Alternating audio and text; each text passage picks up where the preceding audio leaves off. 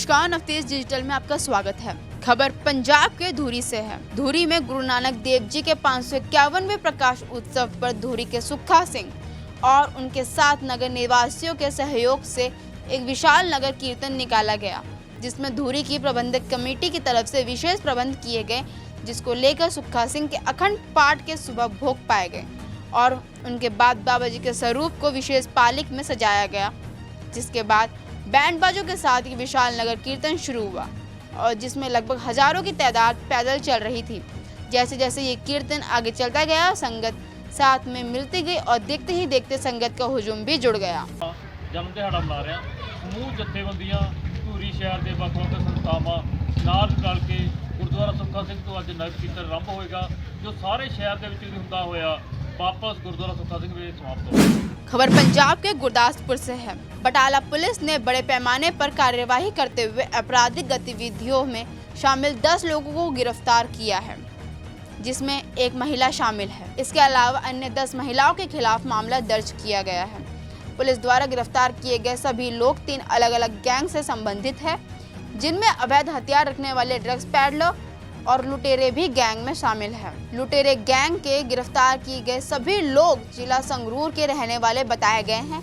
गिरफ्तार किए गए सभी लोगों के पास 6 पिस्टल, 64 कारतूस, 28 ग्राम हेरोइन और 500 नशीली गोलियों के अलावा इन लोगों द्वारा आपराधिक गतिविधियों में इस्तेमाल 4 कार और 1 मोटरसाइकिल भी बरामद किया गया है। पुलिस ने इस गैंग के 5 लोगों को गिरफ्तार किया है, जबकि इस गिरोह की फरार 10 महिलाओं के खिलाफ विभिन्न धाराओं के तहत मामला दर्ज किया गया है।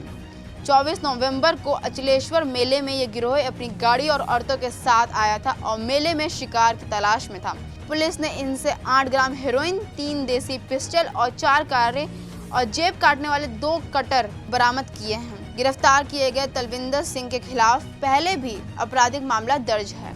10 बंदे पकड़े गए ने।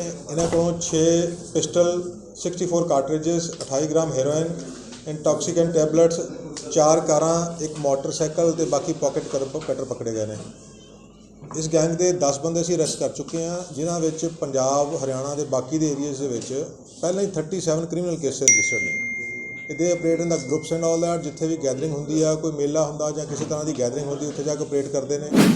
खबर पंजाब के कोटकपुरा से है। कोटकपुरा में गुरु नानक देव जी के 551वें प्रकाश उत्सव के मौके पर उपमंडल मजिस्ट्रेट की तरफ से कोटकपुरा सिटी ब्यूटीफुल सोसाइटी बनाई गई, जिसमें कोटकपुरा शहर को साफ सुथरा बनाने के लिए शहर की सरकारी जगहों पर और मोहल्ले में पड़े कूड़े को साफ करने के लिए ज्ञानी जेल सिंह मार्केट की खाली जगहों को साफ करने के लिए मेजर अमित सरीन उपमंडल मजिस्ट्रेट और केसी बीच टीम ने मुहिम शुरू की और शहर को साफ रखने का संदेश दिया। अभियान की शुरुआत की गई है। पहले तो सारे शहर वासियों को मैं सत श्री अकाल बुलांदा हाँ और 551वां गुरु नानक जयंती का पर्व जोड़ा है वो सोमवार आ रहा है, तो उस तो पहला KCB सोसाइटी का फॉर्म की गई है। कोटकपुरा सिटी ब्यूटीफुल सोसाइटी बनाई गई है नौजवानों के साथ दे नाल। PBG ग्रुप के जिदे PBG ब्लड बैंक के जोड़े ब्लड ग्रुप के ज़्यादा तो ज़्यादा नौजवान वो मैंबर हैं। गुरप्रीत जी मैंबर हैं USO वालों, होर बाकी NGO के सारे साथ दे नाल एक NGO बनाई गई है। और पंजाब के कोटकपुरा से है। कोटकपुरा की BDPO market hero Singh Nagar में समाज सेवी संस्थाओं की तरफ से स्वयं इच्छुक रक्तदान शिविर लगाया गया। गुरप्रीत सिंह की तरफ से कहा गया है कि किसी की जान बचाने के लिए डॉक्टर के सहयोग के साथ खून दान करके भी मरीजों की जान बचाई जा सकती है।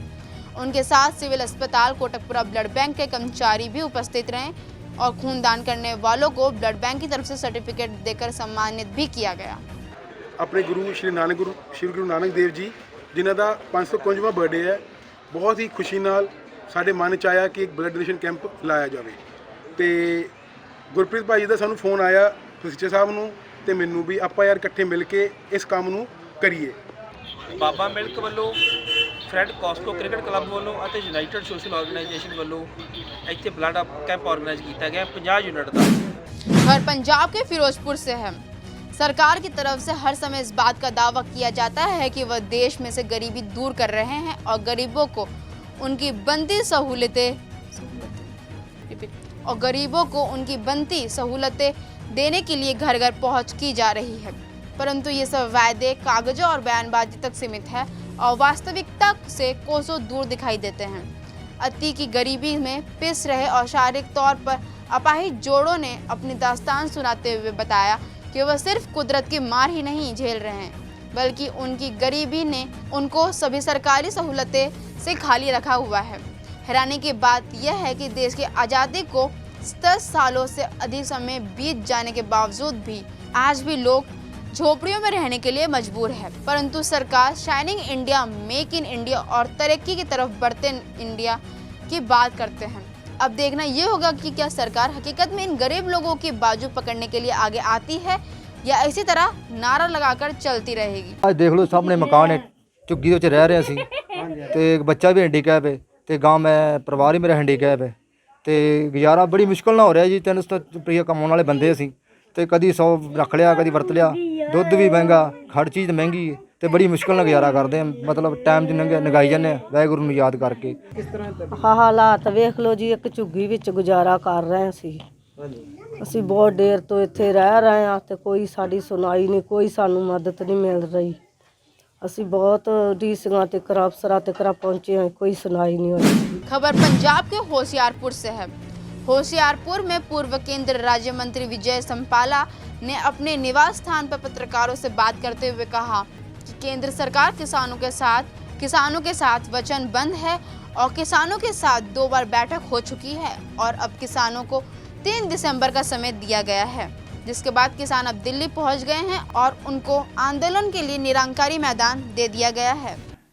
ਕੇਂਦਰ ਸਰਕਾਰ ਪੂਰੀ ਤਰ੍ਹਾਂ ਕਿਸਾਨਾਂ ਦੇ ਨਾਲ ਵਚਨਬੱਧ ਹੈ ਔਰ ਕਿਸਾਨ ਹੁਣ ਦਿੱਲੀ ਪਹੁੰਚ ਗਏ ਨੇ ਔਰ ਉਹਨਾਂ ਨੂੰ ਨਿਰੰਕਾਰੀ ਮੈਦਾਨ ਵੀ ਦੇ ਦਿੱਤਾ ਗਿਆ ਔਰ ਜਿਹੜੇ ਬਾਕੀ ਹੁਣ ਕਿਸਾਨ ਜਥੇਬੰਦੀਆਂ ਨੇ ਤੈਅ ਕਰਨਾ ਕਿ ਉਹ ਕਿੱਥੇ ਬੈਠੇ ਨੇ। ਦੂਸਰਾ, ਜਿੱਥੇ ਤੱਕ ਤੁਹਾਡਾ ਸਵਾਲ ਹੈ ਕਿ ਕੇਂਦਰ ਦਾ ਕੋਈ ਨੁਮਾਇੰਦਾ ਨਹੀਂ ਪਹੁੰਚਾ ਜਾਂ ਉਹਨਾਂ ਨੂੰ ਤੁਸੀਂ ਇਗਨੋਰ, ਐਸਾ ਨਹੀਂ ਮੈਂ ਕਹਿ ਸਕਦਾ ਕਿਉਂਕਿ ਤੁਸੀਂ ਜਾਣਦੇ ਹੋ ਕਿ 13 ਨਵੰਬਰ ਨੂੰ ਜਿਹੜੀ बैठक हुई सी और किसान भरावां ने क्या सी कि।